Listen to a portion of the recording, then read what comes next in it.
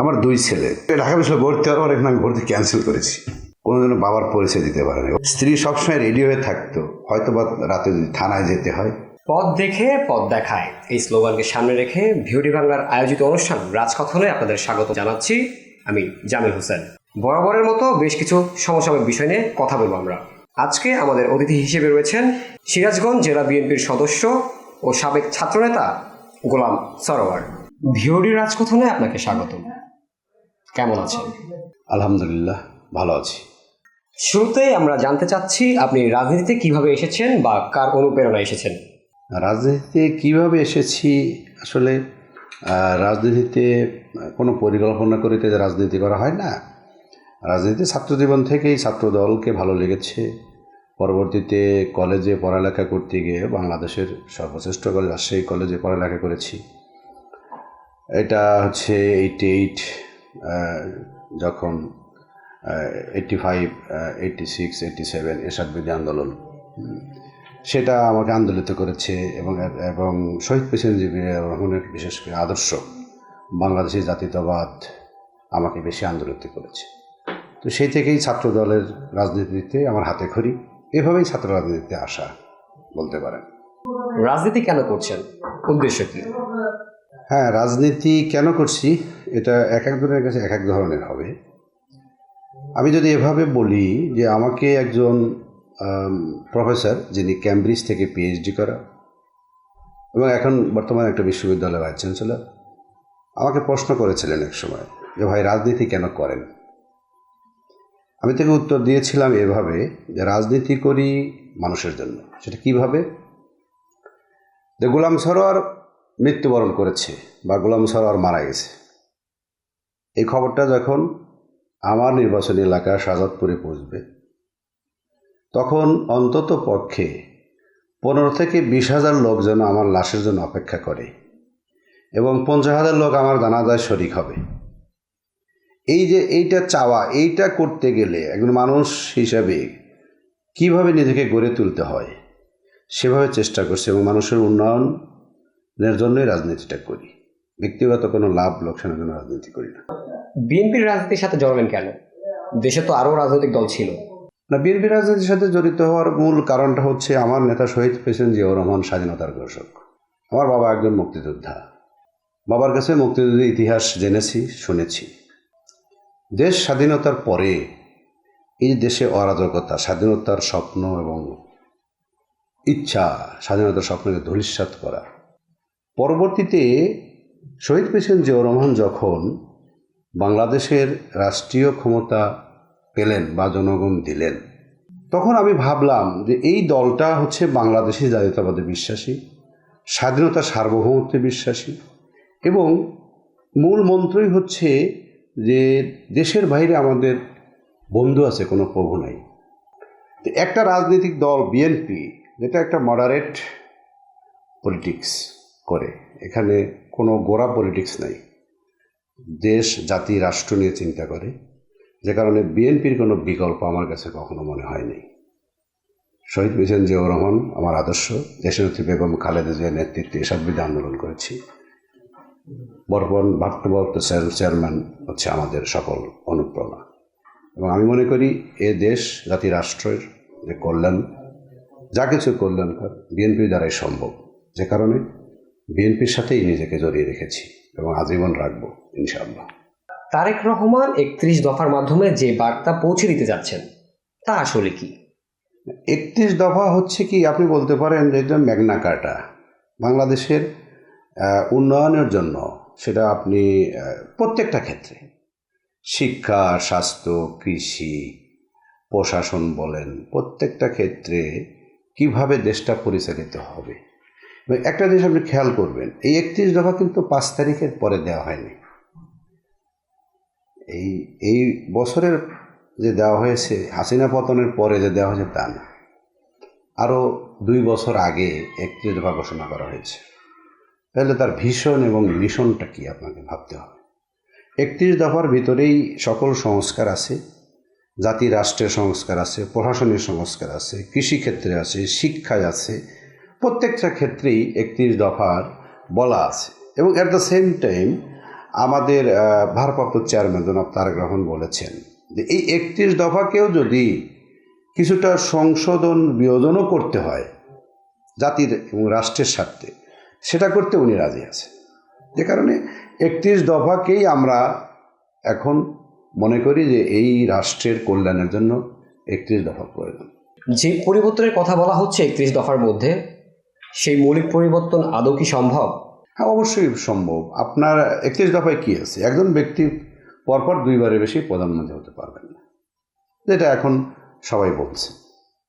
31 দফায় দ্বিকক্ষ বিশিষ্ট আপনার সংসদের কথা বলা হয়েছে। এখন যেটা বলছে 31 দফায় মানে আপনার এখন যে কথাগুলো বলা হচ্ছে রাষ্ট্র সংস্কারের জন্য বা বিভিন্ন কমিটি, বর্তমান ইন্টারিম গভর্নমেন্ট যে বিভিন্ন কমিটি করেছেন সংস্কার করার জন্য, তো সেই কমিটিগুলো যে কথাগুলো বলছে ঘুরে ফিরে কিন্তু আলটিমেটলি এটাই।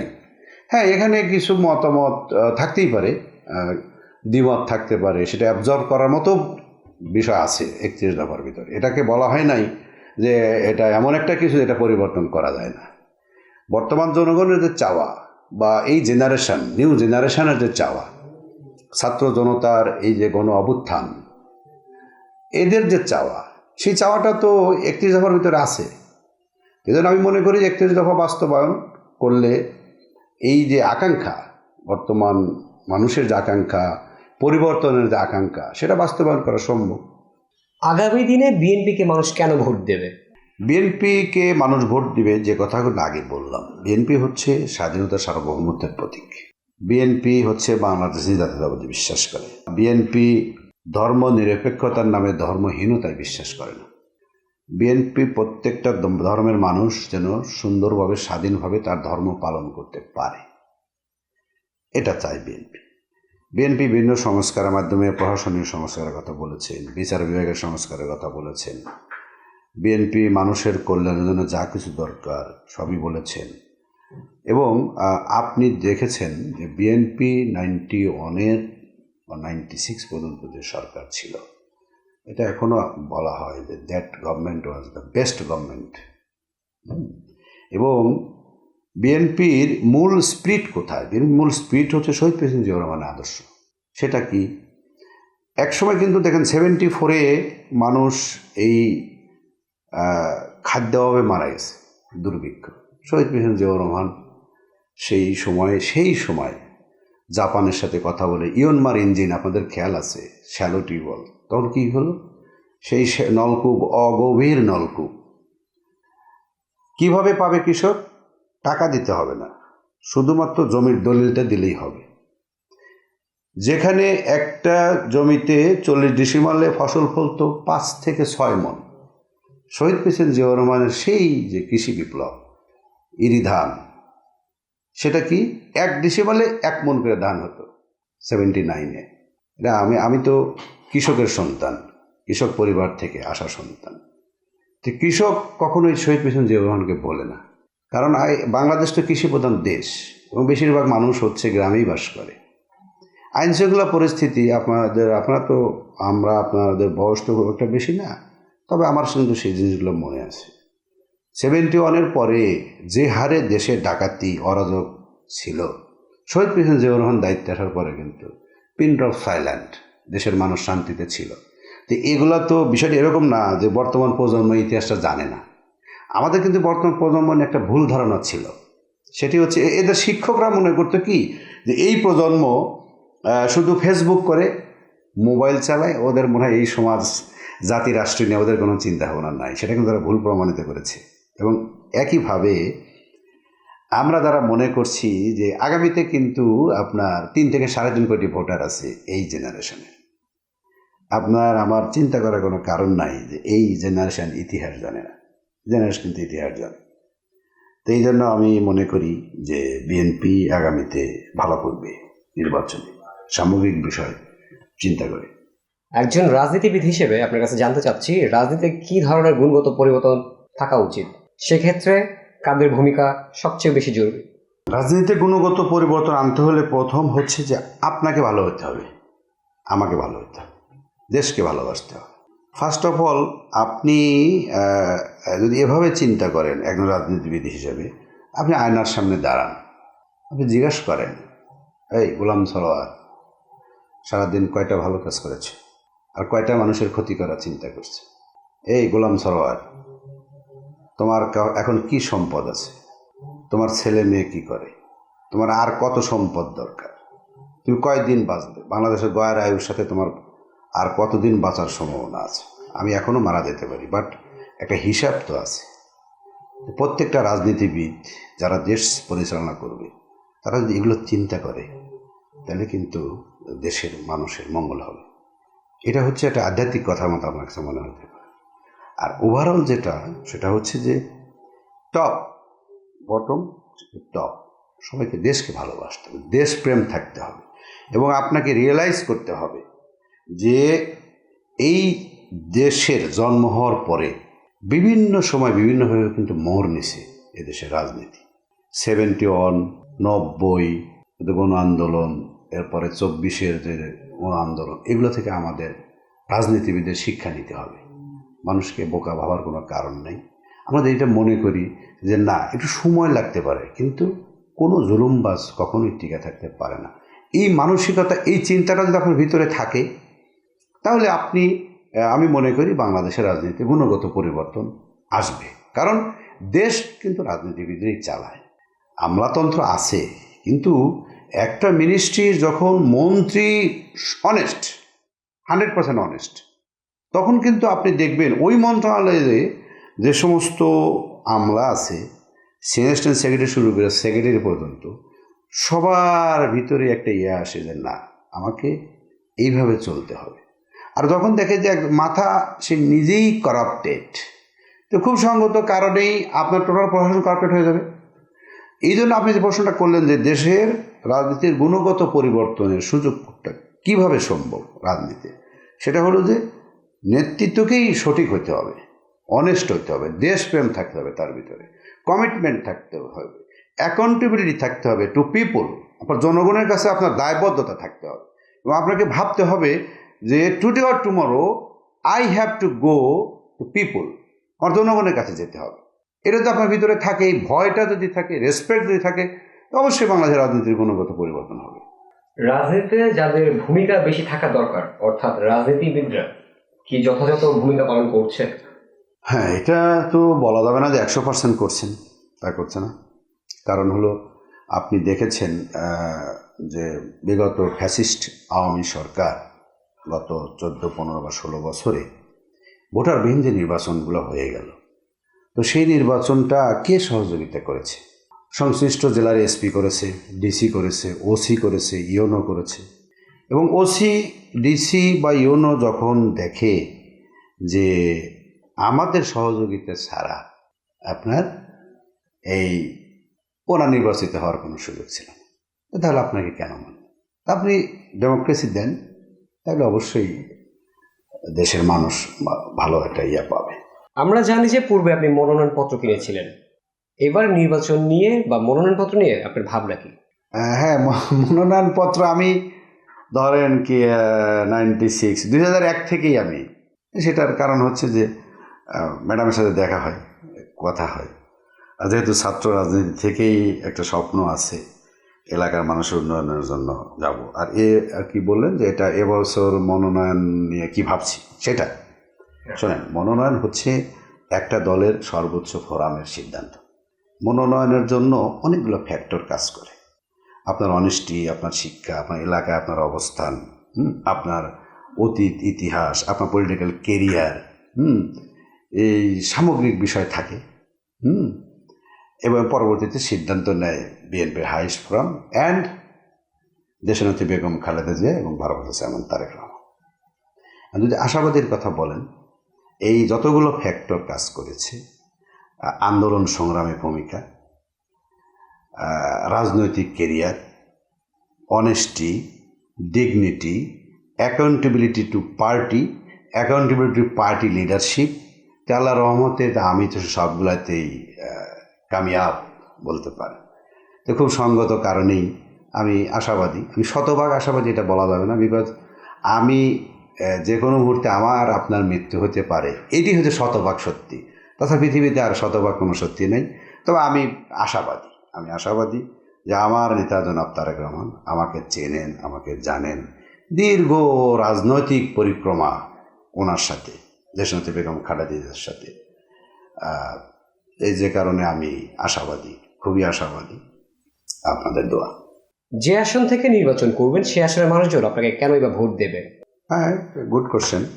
মানুষ কেন ভোট দিবে, মানুষ কেন ভোট দেয়, মানুষ কাকে ভোট দেয়, এটা তো একটা ফ্যাক্টর।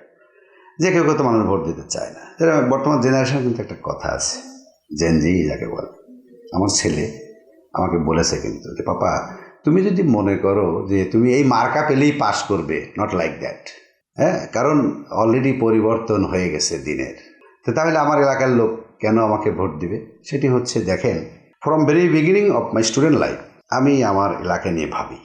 আমি কিন্তু সিরাজগঞ্জ জেলা বিএনপির ছাত্র বিষয় সম্পাদক ছিলাম এবং শাহজাদপুর উপজেলাতে শাহজাদপুর সরকারি কলেজে 90-র পর থেকে যতগুলো ছাত্র সংসদ নির্বাচন হয়েছে সেগুলোতে আমি অ্যাটেন্ড করেছি, প্যানেল পরিচিতি করেছি।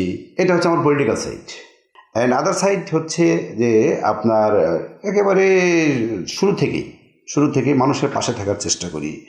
বন্যা, ঘূর্ণিঝড়, করোনা, ঈদে বিভিন্ন সময় মানুষের পাশে থাকার চেষ্টা করি। এটা তো দৃশ্যমান। আরেকটা ব্যাপার আছে, সেটা হচ্ছে অদৃশ্য, যেটা দেখা দেয় না।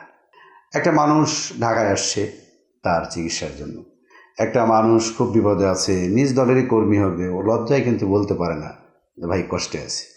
আর আমি আপনাদের দোয়ায় সেই মানুষ। একটা সেকেন্ডের জন্য আমার ফোন বন্ধ থাকে না, শুধুমাত্র এই অনুষ্ঠানের কারণে আপনার এখন ফোনটা বন্ধ করছি আপনি মনে করেন। হ্যাঁ, চরম দুর্দিনেও আমি এই যে হোয়াটসঅ্যাপ ব্যবহার করার লোক না, শুধু ফোন খোলা রেখেছে, যা হয় হবে।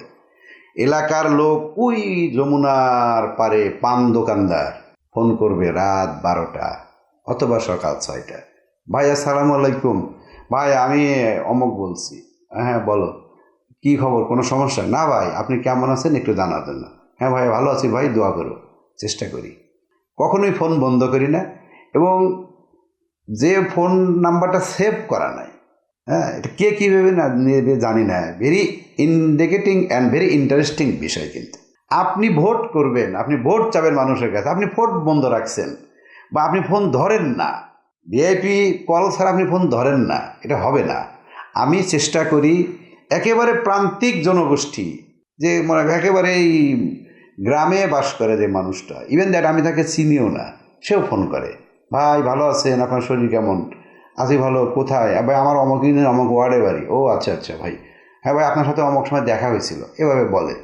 এই যে যোগাযোগটা রক্ষা করা, এবং মানুষ মনে করে যে গোলাম সরোয়ার এমপি হলে তাকে রিচ করতে ভায়া মিডিয়া লাগবে না, কোনো মানুষকে ধরতে হবে না, সরাসরি কথা বলা যাবে। এই কারণেই তো মানুষ আমাকে, আশা করি আমাকে মানুষ গ্রহণ করবে। যে আসন থেকে নির্বাচন করছেন সেই আসনের মানুষদের জন্য আপনার ভবিষ্যৎ পরিকল্পনাটা কি? আমার আসন হচ্ছে সিরাজগঞ্জ 6 শাহজাদপুর। বাংলাদেশের আপনি যদি 5 থেকে 6টা ভিআইপি আসন বলতে চান, ওয়ান অফ দ্য ভিআইপি আসন হচ্ছে সিরাজগঞ্জ 6 শাহজাদপুর। বিকজ এখানে আপনার একটা নদী বন্দর আছে, 2টা বাস মাউন্টেন এবং বিদ্যুৎ কেন্দ্র আছে, এখানে মিল ভিটা আছে, তাঁত শিল্প, এটা সারা বাংলাদেশের সাথে বড় প্রসিদ্ধ তাঁত শিল্প আছে, এখানে গবাদি পশুর জন্য গোচারণ ভূমি আছে। আপনি যদি পরিকল্পনা করেন যে শাহজাদপুরকে আমি সারা বাংলাদেশে নাম্বার 1 উপজেলা করব, দ্যাট ইজ পসিবল। শুধু আপনার পরিকল্পনার দরকার। এবং আমরা মনে করি কি, আমাদের মতো লোক যদি দায়িত্ব পায়, পার্টির টপ লেভেলে আমাদের যে বা আমার যে গ্রহণযোগ্যতা বা যে পরিস্থিতি, শাহজাদপুরকে এমন একটা পর্যায়ে নিয়ে যেতে পারবে, ঈর্ষণীয় পর্যায়ে। আপনি দেখেন শাহজাদপুরে তাঁত শিল্প, এখানে তাঁত শিল্পের জন্য কি করতে হবে, খুব কম ইন্টারেস্টে তাঁতিদেরকে আপনার লোন দিতে হবে। এখন মধ্যে এটা কেউ করে না। এখানে প্রচুর গাভী আছে মানুষের, গরু, সেখানে আপনি মিল্কবেটাকে যদি শুধু একটা মিল্কবেটাকে যদি আপনি উন্নয়ন করতে পারেন, বাংলাদেশে বিদেশ থেকে আর দুধ আমদানি করতে হবে না। এত প্রসিদ্ধ জায়গা শাহজাদপুরে, কিন্তু সেটা করা হয় না। এখানে অনেক করাপশান আছে। আপনি যদি খুব সুন্দর পরিকল্পনা করে কৃষককে যদি আপনি লোন দেন এবং সেই গোচারণ ভূমিটাকে যদি রাইটলি আপনি ম্যানেজমেন্ট করেন, তাহলে দেখবেন যে মিলপেটারে দাঁড়ায় গেছে, তাঁত শিল্প দাঁড়িয়ে গেছে। এখানে একটা বিশ্ববিদ্যালয় আছে, রবীন্দ্র বিশ্ববিদ্যালয়। সেই বিশ্ববিদ্যালয়টাকে আপনি আরও বেশি সাবজেক্ট খোলেন এবং সেখানে শিক্ষার কোয়ালিটি শিক্ষা দেন। এখানে সরকারি কলেজ আছে, খুব নামকরা কলেজ, উপজেলা লেভেলে এত বড় কলেজ খুব কম আছে। সেখানে সে শিক্ষা হচ্ছে কিনা সেটা আপনি দেখেন। আমি আমার এলাকায় একজন নামকরা ছাত্র। আমি ক্লাস 5 থেকে বৃত্তি পাওয়া, ক্লাস 8 থেকে SSC first division, Rajshahi college, পরবর্তীতে ঢাকা বিশ্ববিদ্যালয়ে লোক প্রশাসন বিভাগে পড়ালেখা করেছি। এবং আমি জানি যে কোয়ালিটি এডুকেশন কাকে বলে। একজন এমপির কাজ তো শুধু ওই আপনার টি আর কাবিখা এইগুলো নিয়ে ভাবনা না, এগুলো ভাবাই উচিত না। একজন এমপি ভাববে এরকম যে কলেজে পড়ালেখা ঠিকমতো হচ্ছে কিনা। এখন আপনি কলেজ কমিটির সভাপতি করবেন, আপনি টাকা নিচ্ছেন, being a parliament member. Can you imagine যে আপনি কলেজ কমিটির যে সভাপতি হবে তার কাছ থেকে আপনি টাকা নিচ্ছেন, প্রিন্সিপাল নিয়োগ দিচ্ছেন, টাকা নিচ্ছেন, তাহলে আপনি কোয়ালিটি এডুকেশন কীভাবে হবে? That principal not accountable to you. আপনি টাকা দিয়ে প্রিন্সিপাল হয়েছে, আপনি নিজে ক্লাস নেন। আমি আপনাকে বলি, আমি তো নিজে ক্লাস নিতে চাই স্কুলে এবং কলেজে।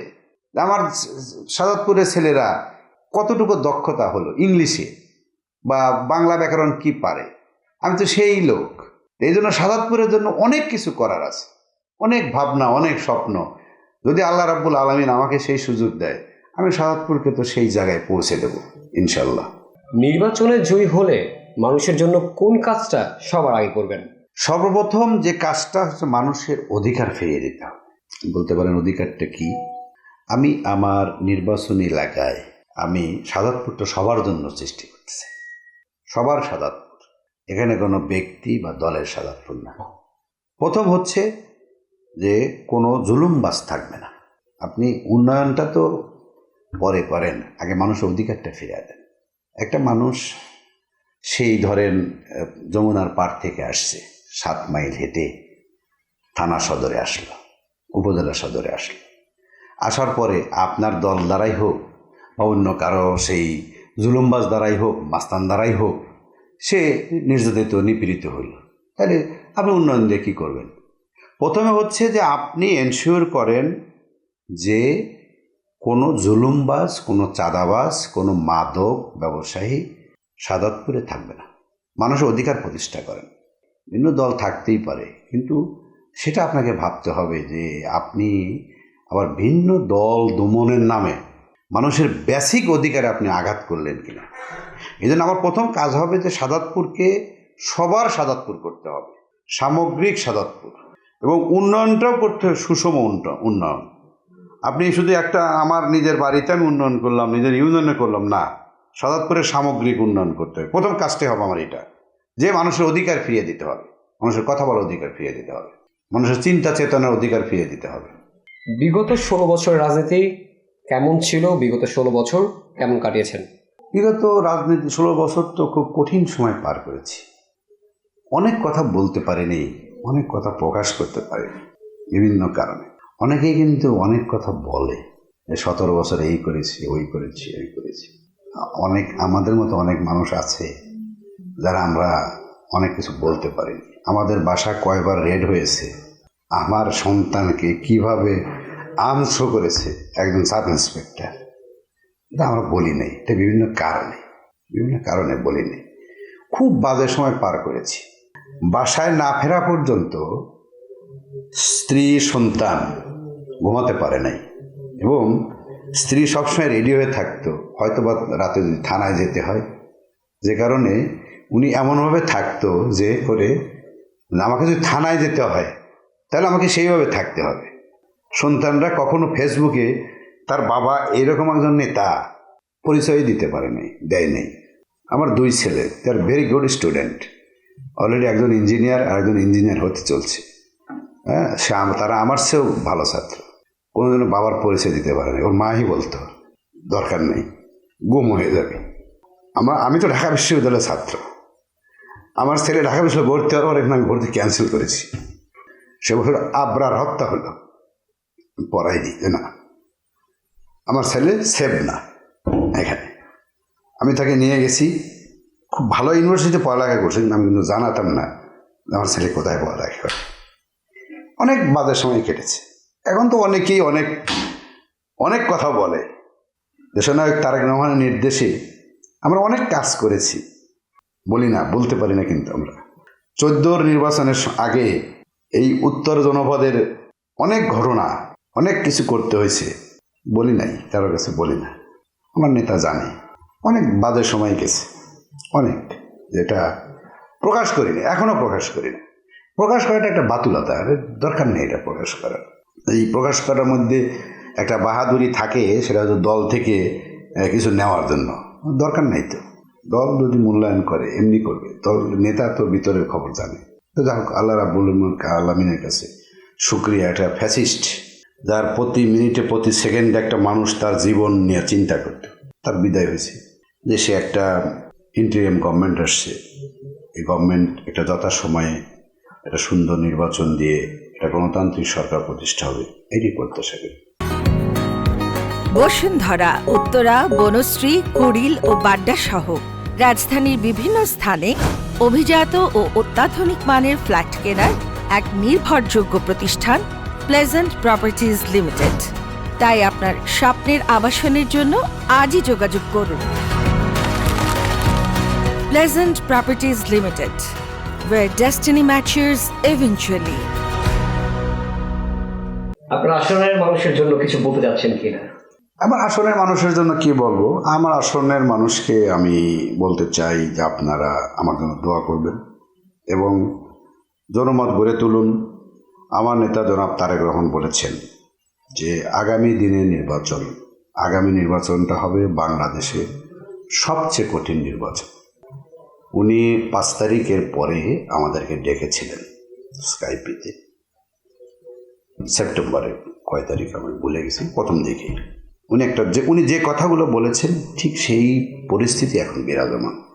উনি ওই দিন বলেছেন যে আগামী দিন নির্বাচন হবে বাংলাদেশের সবচেয়ে কঠিন নির্বাচন। এতদিন আমরা যুদ্ধ করেছি এটা দৃশ্যমান শক্তির বিরুদ্ধে, এখন কিন্তু আমাদেরকে যুদ্ধ করতে হচ্ছে অদৃশ্য শক্তির বিরুদ্ধে। এই জন্য উনি বলছেন যে যার যার আসনে মানুষের সাথে কথা বলো, মানুষকে বুকে টেনে নাও, মানুষের সাথে যোগাযোগ করো। এবং আমি আমার আসনের ভোটারদের বা সবাইকে একই কথাই বলি যে ভাই, এমন কোনো কাজ আমরা করব না মানুষ যেন আমাদের থেকে মুখ ফিরিয়ে না নেয়। মানুষকে বুকে টেনে নিতে হবে, মানুষের সাথে ভালো ব্যবহার করতে হবে, কার কী সুবিধা অসুবিধা সেটা জানতে হবে। এটা হচ্ছে, এবং এই জন্য নির্বাচনী এলাকার মানুষের কাছে আমার প্রত্যাশা এবং অনুরোধ থাকবে, বিশেষ করে আমার দল বিএনপির সকল পর্যায়ের নেতাকর্মী, আপনারা এমন কোনো কাজ করবেন না যাতে করে মানুষ আমাদের কাছ থেকে মুখ ফিরিয়ে নেয়। কারণ এই দেশ জাতি রাষ্ট্রের প্রতি বিএনপির যে দায়বদ্ধতা আছে, সেই দায়বদ্ধতা থেকে যদি আমরা আগামীতে সার্ভিস দিতে চাই জাতি রাষ্ট্রকে, আমাদের নেতা জনাব তারেক রহমানকে যদি আমরা এদেশের রাষ্ট্রীয় ক্ষমতায় অধিষ্ঠিত করতে চাই, তাহলে আমাদেরকে আরও নম্র হবে, ভদ্র হতে হবে, আরও সুন্দর ব্যবহার করতে হবে মানুষের সাথে, কোনো অন্যায়ের সাথে নিজেকে জড়িত করা যাবে না। এটি হচ্ছে আমার এলাকার মানুষের কাছে আমার মেসেজ বা প্রত্যাশা। আর সবার কাছে দোয়া চাই, আল্লাহ রাব্বুল আলামিন যেন তাদের সেবা করার সুযোগ দেয় আমাকে। হ্যাঁ, আপনাকে ধন্যবাদ। ভয়েস অফ ডেমোক্রেসি অর্থাৎ গণতন্ত্রের কণ্ঠস্বর, আপনাদের মাধ্যমে এদেশের গণতন্ত্র প্রতিষ্ঠা হবে, মানুষ ভালো থাকবে, সেই জন্য। আর আমাকে আপনি সুযোগ দিলেন কথা বলার জন্য, এই জন্য আবারও আমার অন্তর থেকে আপনাদেরকে ধন্যবাদ। আজকে আমাদেরকে সময় দেওয়ার জন্য ভিউডি বাংলার পক্ষ থেকে আপনাকে ধন্যবাদ। আমাদের সঙ্গে থাকার জন্য আপনাদেরকে ধন্যবাদ। দেখা হবে আগামী কোনো নতুন পর্বে। সে পর্যন্ত সবাই ভালো থাকুন, সুস্থ থাকুন।